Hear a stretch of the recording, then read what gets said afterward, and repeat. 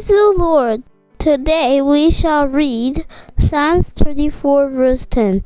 The lions may grow weak and hungry, but those who seek the Lord lack no good thing. ప్రియులరా, ఈ ఉదయకాల సమయంలో దేని వాక్యాన్ని చదువుకుందాం. పరిశుద్ధ గ్రంథంలో నుండి కీర్తన గ్రంథము 34వ అధ్యాయము 10వ వచనం. సింహపు పిల్లలు లేమిగలవై ఆకలిగొనను, యెహోవాను ఆశ్రయించు వారికి ఏ మేలు కుదువై ఉండదు. యేసు ప్రభువారి అతి శ్రేష్టమైన నామములో పిల్లరా మీ అందరికీ శుభములు తెలియజేస్తున్నాను. మరి యొక్క శ్రేష్టమైనటువంటి ఉదయకాల సమయాన్ని దేవుడు మనకిచ్చినారు. నిండు హృదయముతో దేవుని మనసారా పూజించాలి, ఆరాధించాలి, ఆయనకి కృతజ్ఞతాస్తులు చెల్లించుకుందాం. ఇక్కడ దావీదు యొక్క అనుభవాన్ని చెప్పుకుంటున్నాడు. అంటున్నాడు, సింహపు పిల్లలు లేమిగలవై ఆకలిగొంటాయి, కానీ నా దేవుని నమ్ముకున్నా కాబట్టి నాకేమీ కుదువ ఉండదు. చూడండి, సింహము మరి అడవికి రాజు అంటారు. మరి తన పిల్లలకి ఏమైనా లోటు ఉంటుందండి? ఎప్పుడు ఏది కావాలన్నా మరి ఆ సింహము మరి చేయగలదు, వేటాడగలదు. అన్నిటికీ అందరికీ భయము సింహం అంటే. అలాంటిది కూడా కొన్నిసార్లు ఆకలిగా ఉంటుంది, తన పిల్లలు ఆకలిగా ఉంటారు.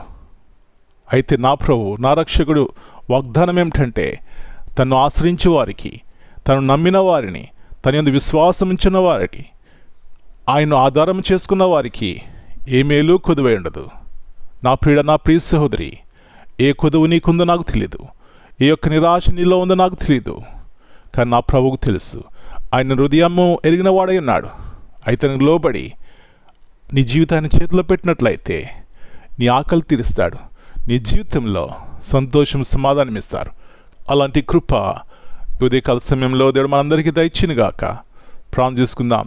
ప్రభువా, నమ్మదగిన తండ్రి, ఆశ్రయదుర్గమైన దేవా, మరొక నూతన ఉదయకాల సమయాన్ని బట్టి మీ కొందనాలు నాయన. మీరు ఎంత ప్రేమగల దేవుడు, జాలిగల దేవుడు నాయన. మిమ్మల్ని ఆశ్రయించే వారిని మీరు ఏమాత్రము కూడా విడిచిపెట్టేవాడు కాదు. అది సత్యమైనటువంటి వాగ్దానము. ఎన్నోసార్లు మీ యొక్క వాగ్దానమును మరిచి ఆకలిగొంటున్నాం, ఆయా రీతిలుగా చిక్కుల్లో పడుతున్నాం, బాధపడుతున్నాం, దుఃఖం ఉంటుంది నాయన. మీ యొద్దకు వస్తే త్రోసివేసే దేవుడు కాదు కాబట్టి ఉదయకాల సమయంలో జ్ఞాపకం చేసుకుంటున్నామయ్యా. సింహపు పిల్లలు లేమిగలవై ఆకలిగొంటాయేమో, కానీ మిమ్మల్ని ఆశ్రయించేవారు ఎంత ధన్యులు. ఈ ధన్యకరమైనటువంటి జీవితము ప్రతి ఒక్కరి దయచేయమని, ప్రతి ఒక్క రోగము నుంచి, పాప సంబంధమైనటువంటి వ్యాధి నుంచి, లోకము నుంచి వేరుపరిచి ప్రత్యేకమైన జీవితం కలిగి మీ మహిమకరంగా జీవించడానికి సహాయం ఇచ్చేయమని, మీ వాగ్దానాన్ని ప్రతి ఒక్కరి జీవితంలో పరిపూర్ణంగా నెరవేర్చిన ఆయన మీకు ఉన్నతమైన మహిమపరుచుకుంటారని మనం మీ చేతిగా అప్పగించుకుంటూ ప్రతి కీడు అపాయం తప్పించమని యేసయ్య అతి పరిశుద్ధమైన ఘనమైన బలమైన నామమును బట్టి ప్రార్థన చేస్తున్నాను తండ్రి. Amen. God bless you all. My dear brothers and sisters, greetings in the precious name of our Lord and Savior, Jesus Christ. Here in Psalm 34 and verse 10, the lions may grow weak and hungry. This verse is a reminder of God's faithful provision. While human strength and resources may fail, the Lord remains constant. Those who place their trust in Him and seek Him wholeheartedly will find that He supplies all that is truly needed at the right time, in the right way. Amen.